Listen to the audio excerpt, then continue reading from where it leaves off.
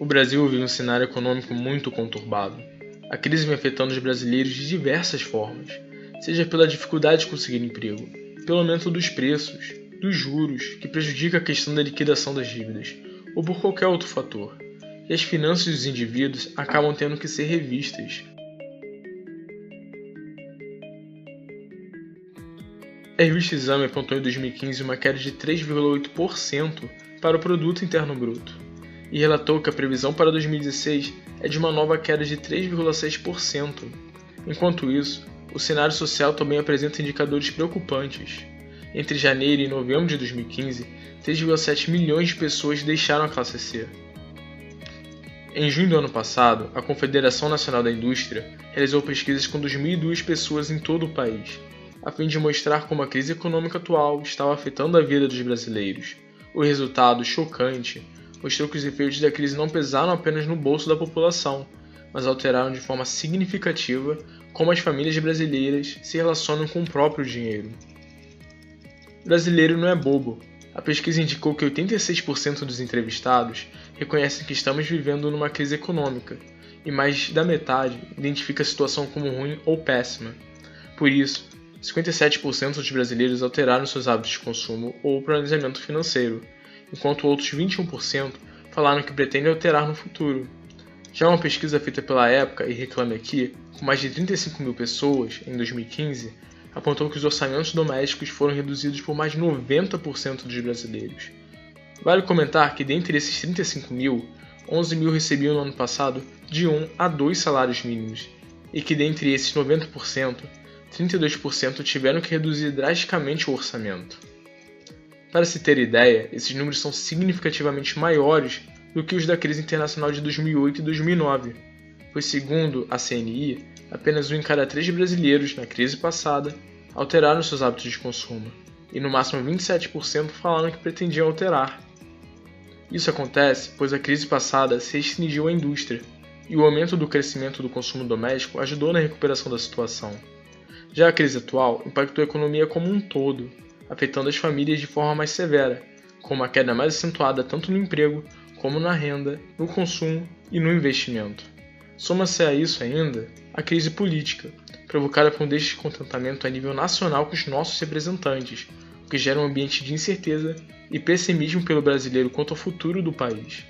Esta situação ficou claramente evidenciada na pesquisa da Época e da Reclame Aqui, no qual 43% das pessoas responderam que a situação financeira do Brasil deve ficar pior ou muito pior. Em meio a tudo isso, também existe o fator instabilidade associado aos que ainda se encontram empregados. A situação presente no mercado de trabalho está tirando o sono de muitas pessoas, principalmente das mais pobres, já que demissões e mais demissões têm ocorrido com alta frequência. A revista Exame anunciou em 2015 que de 1,5 a 2 milhões de vagas formais seriam eliminadas naquele ano. A taxa de desemprego no Brasil no primeiro trimestre de 2016 foi calculada em 10,2% pela Pesquisa Nacional por Amostra de Domicílio do IBGE. É a maior taxa desde que essa pesquisa começou a ser feita, em 2012. Já pela pesquisa da CNI, um total de 44% dos entrevistados falaram que algum familiar ficou desempregado só entre junho de 2014 e 2015. Além disso, na época, 76% se mostraram preocupados ou muito preocupados em ficar sem emprego ou fechar um negócio até junho deste ano. As portas do mercado estão se fechando e, além disso, a inflação vem atacando o bolso das famílias brasileiras, impactando significativamente a renda da população. Por exemplo, conforme a CNI, 6 em cada 10 brasileiros afirmaram ter perdido o poder de compra já entre metade de 2014 e de 2015, sendo que nenhuma região do país conseguiu sair ilesa e uma perda maior foi sentida no sul e sudeste do país. Além disso, o medo de perder o padrão de vida de que gozam hoje é generalizado na população. Frequentar o supermercado, por exemplo, passou a ser uma tarefa espantosa sob o ponto de vista dos entrevistados. Um dos grandes problemas associados a esse assunto, para muitos especialistas, é que os que possuem menores condições de renda, como os que estão na classe C, D ou E, acabam sendo os mais afetados por serem bastante vulneráveis. Com a perda da renda, aqueles que não adotam um estilo de vida frugal o suficiente sofrem com o endividamento, sendo grande parte do tipo maléfico. Mais de 1/3 dos brasileiros se endividaram para pagar os seus gastos pessoais, sendo que mais da metade sem se planejar. Como era esperado, 60% dos endividados entrevistados disseram ter passado por dificuldade na hora de pagar as suas contas, e 48% acham difícil ou muito difícil pagar os seus empréstimos e financiamentos. O impacto no poder de compra também pode ter acontecido e continuar a acontecer por conta do aumento dos juros. Assim entendem aproximadamente 56% dos entrevistados da pesquisa da época e Reclame Aqui. A demanda por aparelhos eletrônicos e eletrodomésticos, por exemplo, reduziu. É o que fica evidenciado quando cerca de 11 mil pessoas, das que responderam à pesquisa, relataram uma menor procura por bens como estes.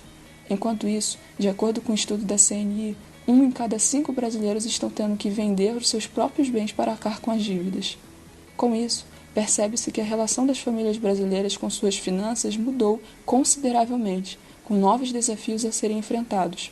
Porém, isso abriu oportunidade para um comportamento mais consciente com o próprio bolso. Basta saber se essa mudança será duradoura ou apenas passageira. Tem a falta da visão estratégica, planejamento estratégico, a falta de elaboração de programas governamentais nas variadas estruturas sociais, né, várias áreas de atuação do governo, e, conjuntamente com isso, a falta também de controle sobre a implementação desses programas. E a falta de controle sobre a implementação desses programas levou também à crise fiscal, né? A sociedade brasileira como um todo, temos um governo que gasta muito mais do que arrecada. Nós temos aí uma situação em que todos os indicadores econômicos são influenciados por isso.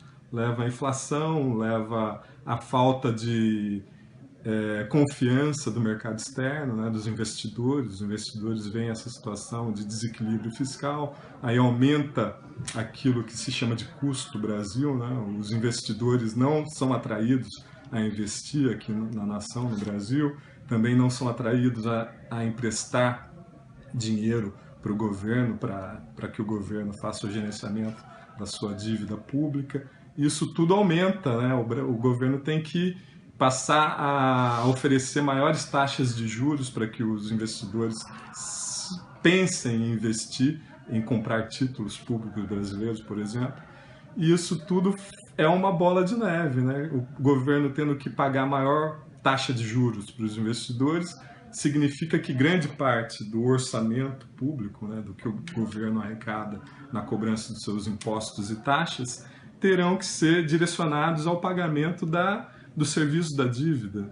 E tendo cada vez maior esse volume dos recursos empenhados para pagamento do serviço da dívida, falta dinheiro para investir nos outros programas governamentais, outros programas a diversas áreas em que o governo tem que atuar. Então esse aí é o aspecto geral dessa crise.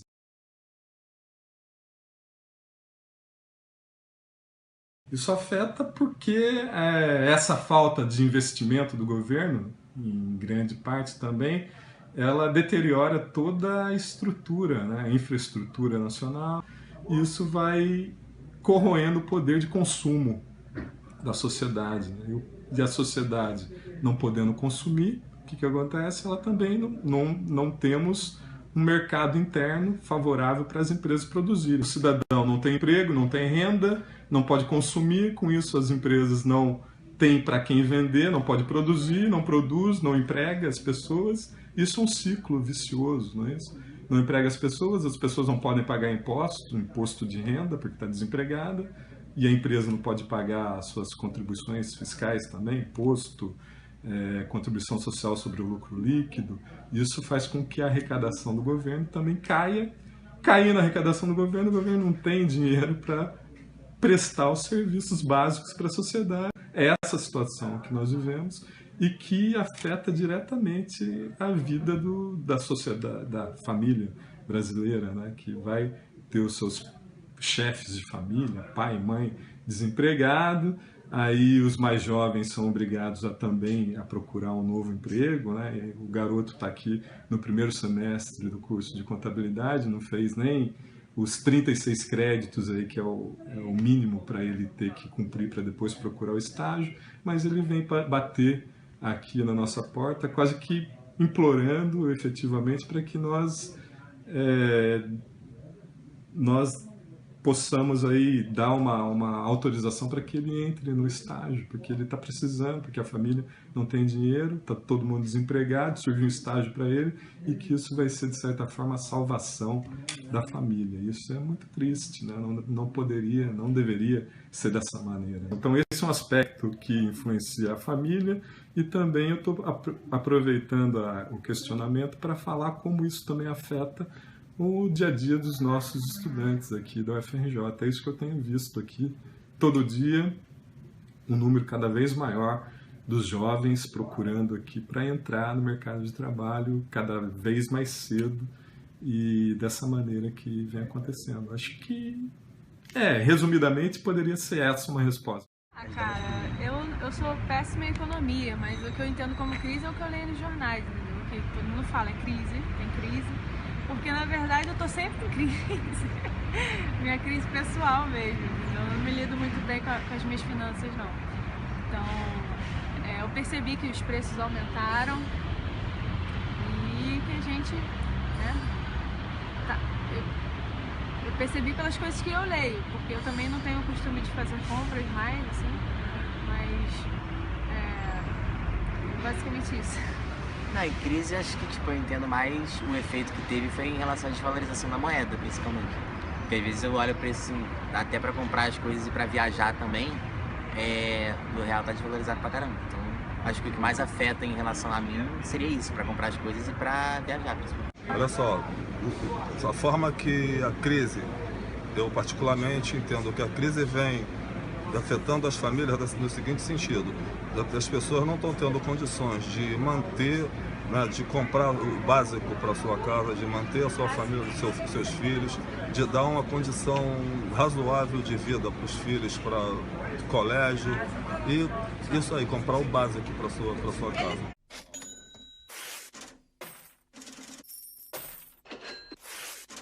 Por diversas razões, as pessoas acabam se relacionando intimamente com a gestão dos seus recursos financeiros, ainda mais em momentos de instabilidade econômica. Tal administração acaba por ganhar uma maior atenção. Afinal de contas, é nesses momentos que muitos indivíduos acabam por perceber que precisam fazer um uso mais consciente do seu dinheiro. E por isso, o processo de construção de um orçamento pessoal ou familiar pode se apresentar como uma solução para esse momento. Sem prejuízo disso, o orçamento é uma prática recomendável independentemente do momento econômico que se esteja vivendo, pois se, em momentos de recessão, o orçamento se apresenta como uma boa medida para se diminuir apertos, em outros cenários ele pode servir para a formação de riqueza, bem como para a realização de sonhos que requerem investimentos financeiros.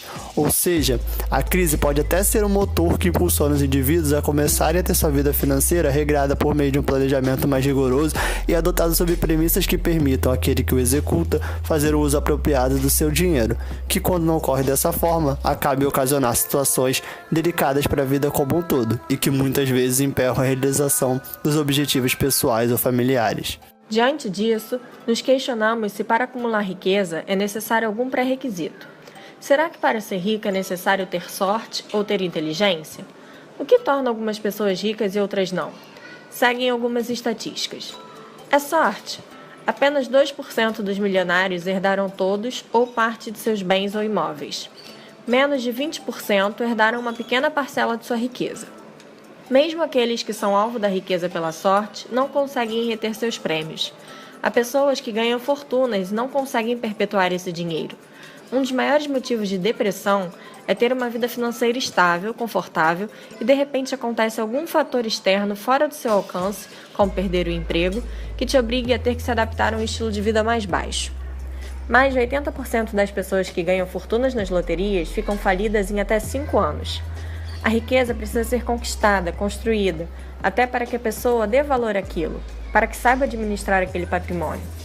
Quando alguém ganha uma fortuna de uma vez, essa pessoa não está preparada para administrar. Ela não sabe investir, cuidar daquele dinheiro. É inteligência? A maioria dos milionários não se formou com mérito. Alguns sequer conseguiram entrar numa faculdade de primeira linha. Se riqueza fosse uma questão de inteligência, uma proporção enorme de milionários teria QIs astronômicos, e não é o que se percebe. Muitas vezes tiramos o mérito das pessoas ricas que construíram esse status. Então, respondendo à pergunta, Os ricos entendem a importância da acumulação de riqueza e das finanças pessoais e vivem rigorosamente de acordo com isso. Eles entendem a importância de se construir um orçamento. Muitas pessoas não têm a menor noção do que acontece de fato em suas vidas financeiras. As coisas vão acontecendo ao natural, as pessoas se atropelam e não têm o gerenciamento, não sabem muito bem para onde vai o dinheiro. E muitas vezes levam um susto, porque o mês ainda não terminou e o dinheiro já. E é isso já a pergunta de quem não tem controle de suas finanças. O que eu fiz com o meu salário que já acabou? O dinheiro é um bom empregado, mas um mau patrão. Esse provérbio francês é ótimo para exemplificar que quem deve comandar o dinheiro é você mesmo. E nada melhor do que montar um orçamento para isso. Para tal, é necessário saber de onde vem e para onde vai o seu dinheiro, ou seja, suas receitas e com o que se gasta, suas despesas. Lembrando que quem é assalariado e só tem uma fonte de renda deve contar com 13º, férias e algumas vezes participação nos lucros. Saber exatamente onde se gasta é a única forma de obter controle. Os grupos de despesas que devem construir um orçamento doméstico padrão são 9: moradia, alimentação, transporte, compras, cuidados pessoais, educação, saúde, entretenimento e despesas financeiras. Ainda falando de despesas, para melhor classificá-las e reduzi-las, é interessante separá-las em 2 grupos: obrigatórias e não obrigatórias. Obrigatórias fixas. Não podem ser eliminadas e não podem ser reduzidas. IPTU, IPVA, aluguel, condomínio. Variáveis. Não podem ser eliminadas e podem ser reduzidas. Alimentação, vestuário, higiene, limpeza, água, energia. Não obrigatórias fixas. Podem ser eliminadas e não podem ser reduzidas. Plano de saúde, assinatura de jornal, sócio de clube. Não obrigatórias variáveis. Podem ser eliminadas e podem ser reduzidas. Cinema, produtos de beleza. Diminuindo as despesas das receitas, teremos o resultado do exercício. E a diferença será se positiva para investir ou se negativa, um indicativo de que a conta está no vermelho. E uma vez ciente do seu resultado do exercício, chega a hora da tomada de decisão. Se suas receitas forem maiores que suas despesas, aproveite para investir o dinheiro que sobra no final do mês. Iguais às suas despesas, comece a rever o seu orçamento, pois qualquer imprevisto pode lhe causar problemas. Menores que suas despesas, tome medidas urgentes em relação aos seus gastos e faça uma boa análise e veja quais as despesas estão fazendo com que você fique no vermelho. A questão central da acumulação de riqueza é fazer o dinheiro trabalhar para você. Uma fala comum é: não tenho tempo para fazer um orçamento. Porém, pense bem, gastamos milhares de horas por ano para ganhar dinheiro. Por que não tirar algumas horas para acompanhar aonde ele vai? Por isso, passamos a tratar dos aspectos ligados ao orçamento. Planejar o futuro é importante para que se possa caminhar em direção a algo. O estabelecimento de objetivos é o que possibilita a identificação dos meios que podem ser usados para atingir essas metas. Quando o assunto são ações que envolvem desembolsos financeiros, ou mesmo a construção de um patrimônio, existem conhecimentos que auxiliam nesse processo. Poupar, investir, se proteger do processo de desvalorização da moeda, tipos de remuneração sobre o capital. Então é sobre eles que iremos falar. Poupar é uma parte primordial na realização de sonhos financeiros, pois eles sempre começam nesse fato. Mas o bem da verdade é que muitas pessoas têm dificuldade em conseguir poupar. Isso talvez ocorra porque o modo que a sociedade vive incentiva o consumo imediato, facilita a compra antes do pagamento, quando na verdade a ordem deveria ser inversa. Pode-se concluir que poupar é importante, mas será que só isso é capaz de resolver tudo? Existem outros fatores que afetam a realização de sonhos financeiros e é razoável conhecer. Inflação, a palavra mais temida pelos brasileiros ao longo dos anos. Mas o que é efetivamente inflação? Inflação são aumentos sucessivos nas tabelas de preço, o que acaba por implicar que por mais que você ganhe o mesmo dinheiro, ele já não é mais capaz de comprar tudo aquilo que comprava anteriormente. É por este motivo que apenas guardar dinheiro, como fariam os antigos, debaixo do colchão não é um método eficiente. O dinheiro, em condições normais, perde o seu valor ao longo do tempo. Então, no mínimo é necessário buscar um mecanismo de proteção e desvalorização do dinheiro. Mas como isso é possível? Se proteger da inflação é fazer com que seu dinheiro seja remunerado na mesma proporção que a inflação do período, mas apenas manter o poder de compra não é a meta de quem quer realizar sonhos financeiros e formar um patrimônio. Por essa razão é interessante investir o seu dinheiro onde ele possa ter rendimentos superiores à inflação, o que se chama de rendimento real. Ainda nesse sentido, cabe tratar de como os investimentos são remunerados. A remuneração do capital é o que se chama de juros, e é isso que se ganha ao aplicar uma continha em algum investimento. A maioria esmagadora, para não dizer a totalidade dos investimentos, tem juros do tipo compostas. Isso significa dizer que o rendimento incide sobre o principal, mas também sobre os juros que vão se acumulando. Como dito anteriormente, no processo de construção do orçamento, é importante que se definam objetivos de curto, médio e longo prazo, e essa definição ajuda na escolha do tipo de investimento ideal para cada um desses objetivos. Existem diversos tipos de investimentos no mercado, então é interessante buscar aqueles que rendam mais do que a inflação, tenham um tempo de maturação igual ao período definido para aquele sonho e que seja compatível com o risco que se quer assumir, e dessa forma, portanto, usar o rendimento como uma alavanca para impulsionar essa meta. Este vídeo está quase chegando ao fim, tendo sido abordadas as principais questões de como a crise vem afetando as famílias brasileiras e como a aplicação de conhecimentos de finanças pessoais, principalmente relativos à construção do orçamento, podem ser efetivos diante dessa situação econômica. Mesmo sendo verdadeiro tal fato, de modo algum o controle efetivo dos orçamentos pessoal ou familiar deve ser usado apenas nesses momentos, mas sim ao longo da vida, para que se consiga realizar sonhos financeiros.